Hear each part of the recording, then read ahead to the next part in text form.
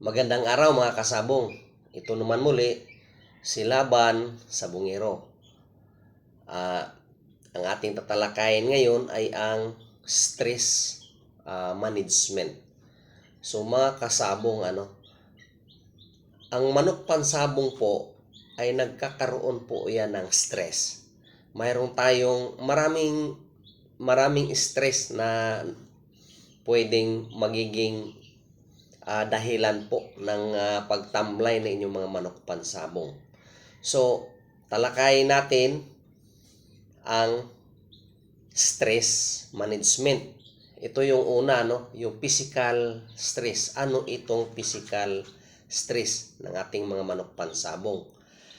Extreme heat, sobrang init.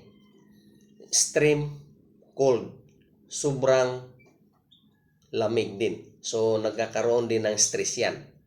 Overwork, o sobra ninyong bitaw, sobra din ninyong hipo-hipo na overwork yung manok ninyo or exercise. Pwede rin siyang magkaroon po ng stress.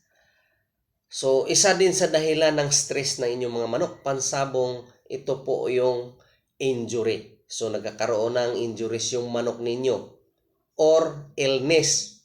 Nagkakasakit yung manok ninyo. Magkakaroon din yan ng stress. And that is a physical stress. Malnutrition. Yung kulang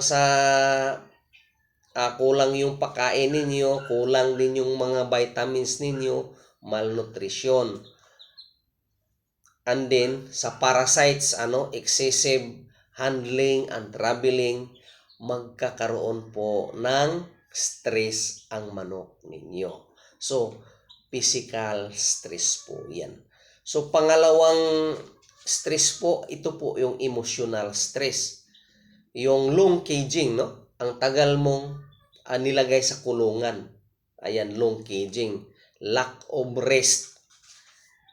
Magkakaroon din ng stress, kulang din sa pahinga yung manok ninyo, overwork, ganun po. And then,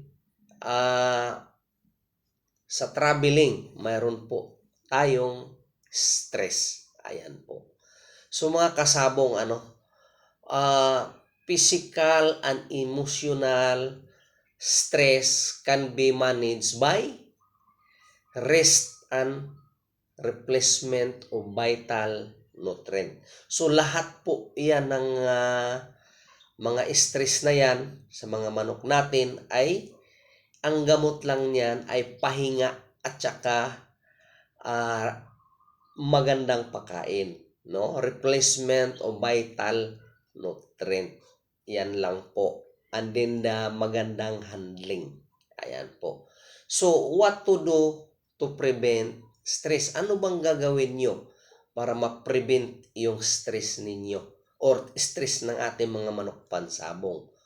Una mga kasabong, protect from exposure or extreme weather. Ayan. So ano ba itong extreme weather? Pag nakita ninyo yung manok ninyo, sobrang init, sobrang lamig, extreme weather, bagyo, so protektahan nyo na. O, tanggalin nyo na yan, ilagay nyo na yan sa hindi mainitan, sa hindi rin maulanan, sa hindi rin mabagyuhan. Ayan po. Ample room to exercise. So kalimitan po sa ating mga pansabong dyan, sa mga mananabong, ilagay lang din sa maliit na kulungan. So kailangan to prevent them from stress, you have to, there is a room to exercise, ample room to exercise. Ayan. Isa din sa i-prevent ang stress is huwag ninyong ilagay sa kulungan ng matagal or ilagay sa kulungan, Kailangan not to be caged. And then mga kasabong, to prevent stress, kasama na ang deworm and delouse. Bakit may stress ang bulate? tsaka yung koto. Hindi makakatulog po yan. Ayan po. Sumasakit po ang mga bituka nating manok pansabong kung may bulati. And then, pag may koto, hindi po makakatulog. So, stress ang manok natin. Ayan po. So, to prevent stress, kailangan may tubig siya. Access to water at all times. Kailangan, ang manok kasi hindi nagsasalita yan. So, lagyan nyo ng tubig para kung gusto niyang uminom, makakainom siya. So, that is the reasons na mapreventahan ang stress niya. Ayan po. And then mga kasabong, prevent stress. Isa din sa mapiprevent ang stress ng ating manok pansabong, ito po yung handle as little as possible. Paminsan-minsan po, mayroon tayong mga kasabong dyan, lalo na yung kunti lang yung manok, isa, dalawa, araw-araw bitaw, araw-araw hawak, so magkaka-stress din po yung manok. Ayan po. So, how to overcome nutritional deficiencies, no? 4 lang po na weeks yan. Ma-overcome na ang nutritional deficiencies. Basta, kailangan ng pahinga, kailangan lang din ng magandang pagkain. Ayan po. Ayan mga kasabong, no? Isa pa, to loosen the muscle, most especially pagka ginalaw ninyo, 72 hours lang po yan, no? Kaya nga, tayo, 3 days talaga tayong kinukulong yung manok natin.